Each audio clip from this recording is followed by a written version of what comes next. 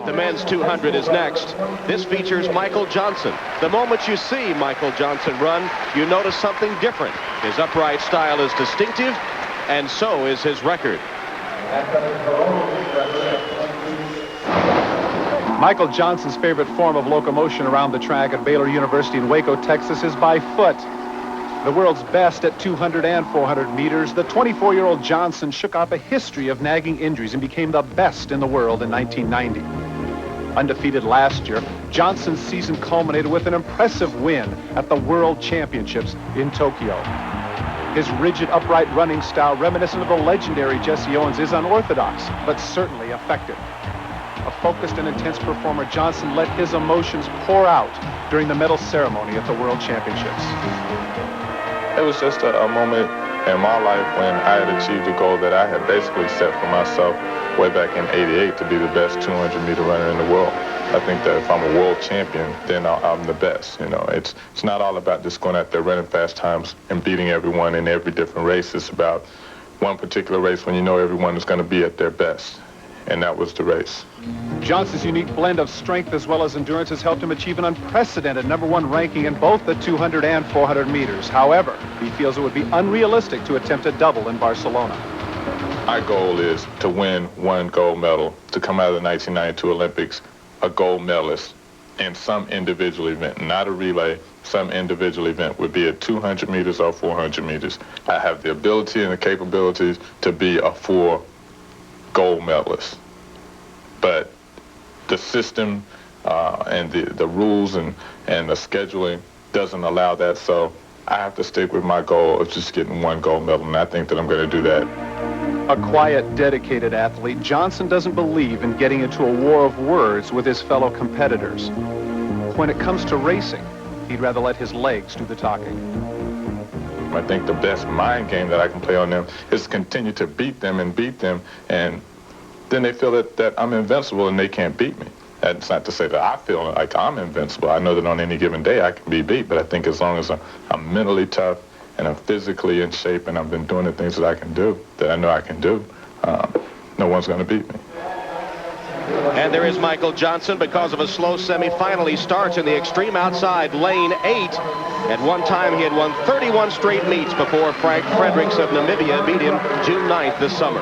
In lane 7 will be Jeff Williams from Prairie View A&M. As we go to lane 1, James Trapp, the junior at Clemson, plays defensive back on the Clemson football team. Lane 2, also in a disadvantageous lane because of a slow semifinal, the legendary Carl Lewis, a shocking 6th in the 100 last weekend. Lane 3, Mike Marsh. He's been the hottest sprinter in the U.S. coming into these trials. Ran a world-leading 19.94 in the 200 in Texas on May 9th. 9th fastest time ever in the 200. In lane 4, Dennis Mitchell from Gainesville, Florida, who won the 100-meter dash last weekend. Lane 5, Leroy Burrell, formerly the world's fastest man. He finished 3rd in the 100 last weekend. He's on his way to Barcelona. In lane 6, Michael Bates. He was 8th in the 100 last weekend and then 2nd to Burrell in a semifinal here in the 200. Lane 7, Jeff Williams, 1990 Olympic Festival champion. And lane 8, of course, will be Michael Johnson. And for Carl Lewis, last chance to make a sprint team. Yes, it is. And Carl told me he's feeling a lot better. He says he wasn't feeling well. He's making no excuses, but he wasn't feeling well last week. He had cramps in the earlier races of the 100 meters. But in this race, he was pretty outspoken about his respect for Michael Johnson. He said, Michael's a talent, but as a competitor, he hasn't really been challenged. He states that Michael is always in the lead when he comes off the curve. Consequently, he's able to relax. Now, sprinting is the most, I guess, violent activity you can ask your body to do, but you got to do it in a state of relaxation. And he says he's always relaxed when he's running down that straightaway. He will not be in the lead, so he's going to have to work running down that straightaway. Carl feels that one of the other sprinters, himself, maybe Dennis Mitchell, Leroy Burrell, will be with him coming down the straightaway. I think this is the highest quality race that we have in these competitions. Of course, I was a sprinter, so that's the way I feel. I think at least 2 guys will not make this team, would be in the finals of Barcelona.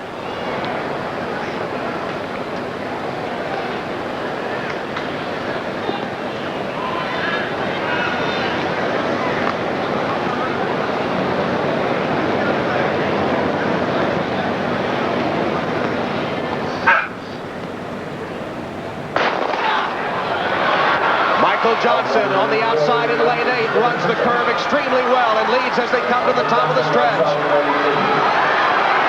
Michael Johnson in front. Here's Mike Marsh into second. Lewis tried to kick it in. It's Johnson on the outside. Marsh takes the lead. Coming for the wire. Johnson and Marsh right together. Michael Johnson just nipping Mike Marsh at the finish. And Michael Johnson may have benefited by being out lane 8. He was able to relax through the curve. He never saw the competition until the last 20 meters, and I think Carl Lewis may have gotten up for third. Real close to him. There's the man. They call him the man, the other athletes. Number 1 in the world at 400 meters and 200 meters. Well, when you relayed to him what Carl Lewis said, he said if Carl tried to beat him or anybody else, they'd be entering the danger zone, and he did it from the worst lane on the track, lane 8.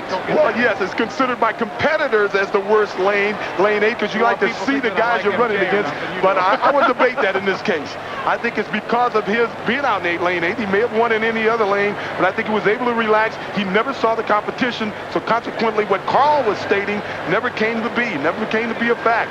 He never saw his competition. You see Marsh there, lane 3. Coming up on him. Lane 8.